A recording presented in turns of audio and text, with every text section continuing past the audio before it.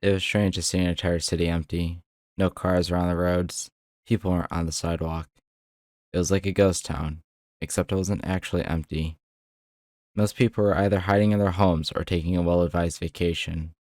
The storm clouds in the distance were considered a bad omen nowadays. As ridiculous as it might sound, the fear of brewing storm clouds was justified. Several towns and cities have had their people mercilessly and mysteriously murdered in a single day. There were rumors floating around that these killings were always preceded by thunderstorms with red lightning. However, there was hardly any evidence of this. Meteorological evidence was spotty at best, and there weren't any survivors from the targeted areas. Although that didn't bother Jaden, who walked the temporarily abandoned streets. He looked up at the darkening sky. There would be a storm soon. Though the weather forecast today said it was a natural storm. It was predicted 2 days ago. Jaden stared up at the storm clouds in the distance. There was no red lightning, though he should probably get home soon if he didn't want to get wet, which meant he had to keep this trip short. It didn't take long for him to find what he was looking for, a metal statue surrounded by hundreds of gifts. The statue was a 60-foot tall metal replica of an alien, his father, recreated from scarce photos found on the internet. The statue itself was a fairly accurate recreation in Jaden's opinion. The statue was made from a silvery metal. The body was humanoid. The statue had an athletic body type. His forearms were somewhat thicker than the rest of his arm, ending in a small point a little past his wrist. Underneath the point, there was a semi-visible sheet of metal, which had a much sharper edge to them than the metal above it. The sculpted planes of his father's chest had some clear muscles, yet they were flat, and for the most part hidden. The legs of his father's statue were akin to runner's legs, lithe, yet well-defined muscles. The statue's feet were like shoes, evenly flat at the bottom, rounded at the top, and no toes to speak of. In spite of that fact, it didn't impede his father's actual movements, as they were still flexible. A long metal tail flowed behind the statue. In the middle of the statue's sternum were an electric green diamond-shaped gem with a black center to the lay. It was instead covered by a metal disc. The letter K was emblemized on it. The green LEDs allowed some light to ebb through. Even though most of the body was humanoid in shape, the head was the least human aspect of it. The shape was basically a right trapezoidal prism. There were no nose or ears to speak of. His eyes were a pure electric green color that seemed to glow. The statue had lips, but they seemed nearly pressed in with the rest of his face. The humanoid aspects of his father were decent, although some things were a little off. Starting with the legs, the thighs looked somewhat normal. However, the calves were somewhat wider than the thighs, which also meant the feet were a little off as well. It was one of those things you wouldn't notice until someone points it out, and then you constantly notice it. That wasn't the only flaw, though. His shoulders were a little too broad, a little too wide for it to be reasonable. The quality of the statue shouldn't be taken into question, except it was just a little off to Jaden. The pink carnations Jaden held seemed small and insignificant compared to the other gifts that had been laid out. Jaden looked up at the sky, and in the back of his mind, he wondered how much longer will these people send gifts to his effigy of his father. How much longer until this world accepts the fact that his father isn't coming back to this planet? I wonder if he's forgotten about me, Jaden said, staring up at the statue. Gracelessly, he threw the flowers into the pile of gifts. Jaden turned around and started to walk back home, storm clouds brewing in the distance. 11 years ago. He was 8 when he had to accept the fact that gods were real. Sure, his father spoke about the gods of his people, but they always seemed fantastical and far removed from his life. The only problem was that fantasies weren't supposed to interact with the real world. The exact details of what he was doing beforehand were hazy, and all he remembers is that he was playing near the hallway of his home. He was close to the front door when he heard someone knocking. There was someone at the front door, obviously, but it was strange. Uncle Marcus wasn't supposed to arrive until Friday, and it was Thursday. Also, there was something strange. The boy felt compelled to open the door. The young Jaden walked up to the front door and twisted the lock open. He knew he would get in trouble with his parents, but he couldn't help himself. The boy twisted the doorknob and swung the door open. The person that stood before him shouldn't be here.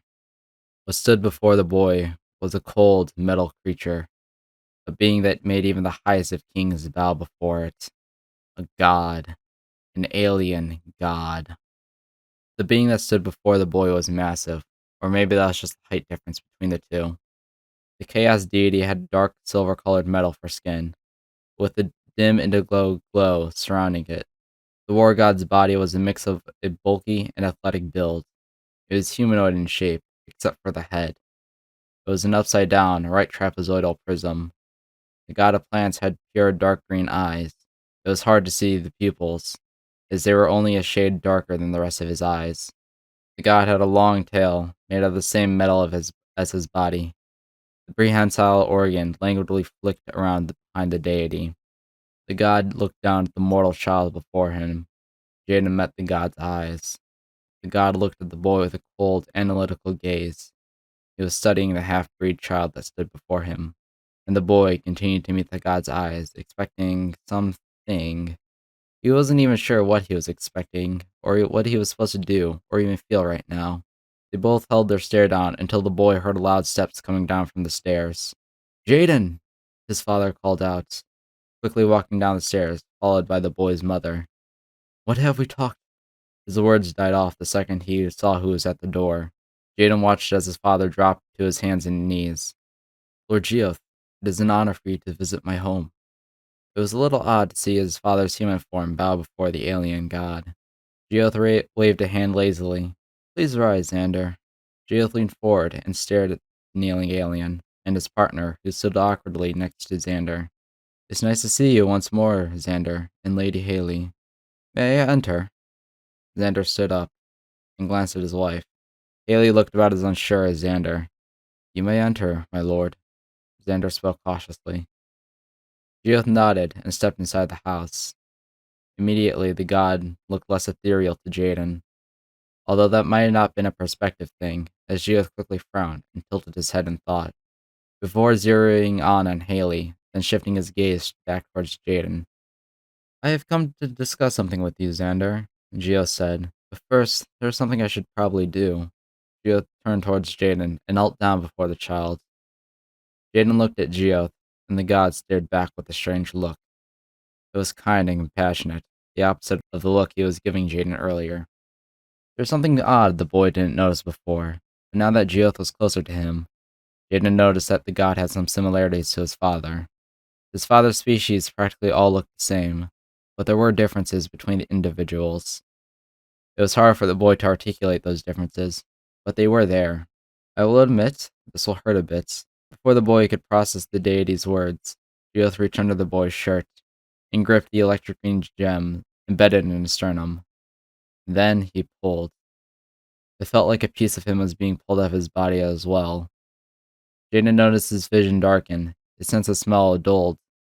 It was likely the rest of his senses have dulled as well. The boy felt lightheaded and nearly fell down, except Geoth caught the boy with his other hand.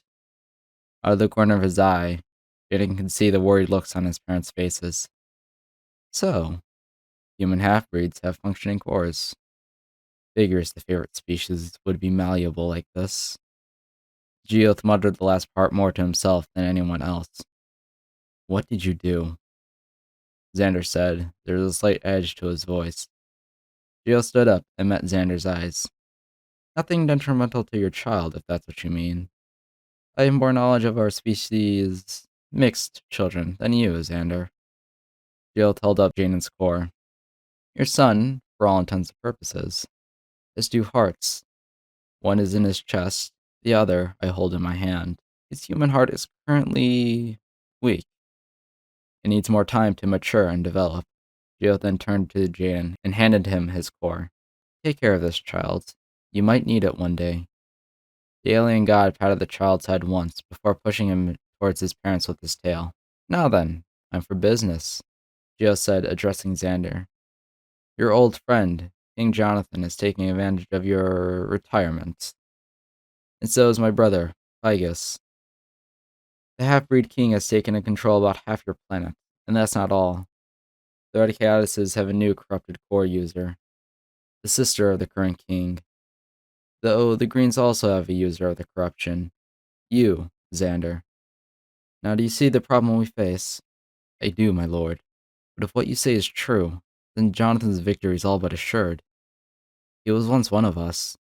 He knows all our tactics, formations, and other vital knowledge.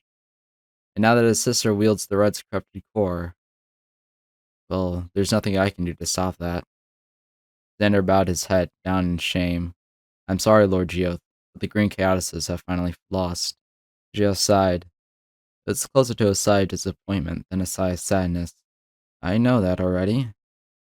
However, since two ruler class Kayatuses wield powers that disrupt the balance of things, I'm allowed to interfere once more. Geoth held out a hand. A strange navy blue liquid flowed out from the Geoth's palm, forming into a diamond shaped octahedron. The liquid solidified, creating a dark green gem with navy blue edges. There were also small white dots fading in and out of the gem, almost mimicking the stars, along with a subtle dark blue glow. The newly created core fell into Geo's hand. I already created a balanced Jonathan, and now that his half sister wields the corrupted core as well, well, I need something to match that. So, what do you need from me? Xander asked. Geoth held up a hand. I need nothing. I'm asking for help, Geoth said, before holding out the newly created core to Xander. Will you return back to your birthplace and help fend off Jonathan's armies? In return, I shall grant you this core to replace the corrupted one you currently wield.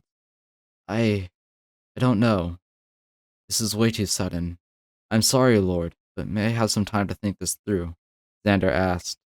Geoth nodded and retracted his hand. Unfortunately, I can only give you a day to think these things through. The earthbound deities are, let's just say, territorial about this world and its inhabitants. Think things through, Xander. In the meantime, I'm going to explore this planet. This civilization is both primitive and advanced compared to ours. Don't you agree, Xander? I suppose you are correct, Lord Geoth. Splendid! I shall see you tomorrow, then, Geoth said. As the alien deity turned to face the front door, his form changed. He was now an African American man with short salt and pepper curls. He wore black jeans with black dress shoes. He also had a gray blue long sleeve shirt with an unbuttoned dark gray blazer. He kind of looked like Xander's human form, but older. Geoth opened the front door of the house and left. The next day, Xander was gone, and all that was left was a note, an electric green gem with a slow, pulsating, void-like black center in the shape of a circular saw blade. The corrupted core. Today, Jaden quietly placed his thumb on his sternum. He could feel the corrupted core attempting to slide into the small divot in his chest. Jaden sighed to himself. He should really stop tormenting himself with this thing, and yet, he felt himself keeping the corrupted core close to him. The rumbling thunder of storm clouds brought Jaden out of his head. He looked up and watched the clouds in the distance. They looked closer than before. Then he saw a flash of lightning in the storm clouds. Red and gold lightning. Jaden felt himself go pale. Perhaps there was some truth to those rumors, though he could have sworn he saw something being illuminated by the lightning. The hybrid human started to run away from the oncoming storm, though he kept his eyes trained on the storm clouds. Jaden saw another flash of gold and red lightning, as well as two silhouettes that looked like they were fighting. One silhouette was larger than the other, much larger. It was somewhat jagged and bulky in its shape, but it was still somewhat humanoid. The other was smaller and more lithe, and much more human-looking. Jaden could think of the silhouettes later, for now he had to run away. He kept his eyes trained on the clouds, prepared for if something did happen. The rumbling got louder and more frequent, as well as the sparks of lightning. Then, all of a sudden, the rumbling stopped. Jaden stopped running and stared up at the clouds. He could sense that something was going to happen. There was a brief rumble of thunder, then the storm cloud flashed red, and a golden bolt of lightning shot out of the cloud. Jaden watched as the bolts of lightning arced across the sky. The lightning bolt hit the top of a building and bounced off, hitting another building. The lightning bolt was like a rock skipping across the water. Except instead of water, it was the rooftop of buildings. And instead of getting further away from him, the lightning was getting closer. The lightning was getting closer. He had to run. Except he didn't. Jaden knew he wouldn't escape. The bolt of lightning hit a nearby building, and that's when he heard something metallic hit the building's roof. Before he could think about the sound, the lightning hit a convenience store right next to him. The trail of lightning ended, and a large, dark object flung out from the lightning bolt and crashed into the ground like a rag doll, creating a crater where it landed. Jin looked at the storm clouds in the distance. Red lightning still crackled in them. The hybrid human turned his attention back to the crater. If there was red lightning still in the clouds, it stands to the reason that the thing in the crater was making the golden lightning. And if it's red lightning that comes before the killings, then maybe the thing making the golden lightning was trying to stop it. He'll admit it's a leap in terms of thinking, but at this point he'll take anything to delay his possible death. He lightly jogged over to the edge of the crater, where a pillar of smoke was coming off the object, but it was dissipating rather quickly. "Hey, are you okay?" Jenny yelled at the object. There was no response. The smoke had nearly dissipated completely, showing more of the figure's features. They were sharp, dark, and metallic. Internally he groaned before sliding down the crater's edge. The smoke had gone away completely, revealing the object in its entirety. A suit of bulky, heavy, sharp, dark gray colored knight armor. The head was lolled to the side. The person inside the armor was unconscious. Occasionally, small sparks of golden electricity arced across the suit of armor. Jaden approached the suit of armor and nudged the armored arm lightly, hoping that might at least stir the being back into consciousness. But it did nothing. He then tried a more forceful approach by gripping the assumed god's chestplate and shaking their body. "Come on, wake up." The hybrid's voice was mixed between desperation and pleading. Clearly, his attempts at waking the armored being weren't doing anything. The least he could probably do would be to move the unconscious body and get it away from such a vulnerable area. Jaden started with the helmets. He tried to pull it off, but it seemed to be locked into place. Maybe there was some kind of latch. Jaden felt around the helmet until he felt something in the back of the neck. The hybrid pushed at the thing until he heard a clicking sound, and the helmet popped up slightly. Jaden placed his hands on the side of the helmet. Carefully, he pulled the helmet off the body. When Jaden saw the face of the god, he dropped the helmet in his hands. The armored god's face was his own face. "Why do you look like me?"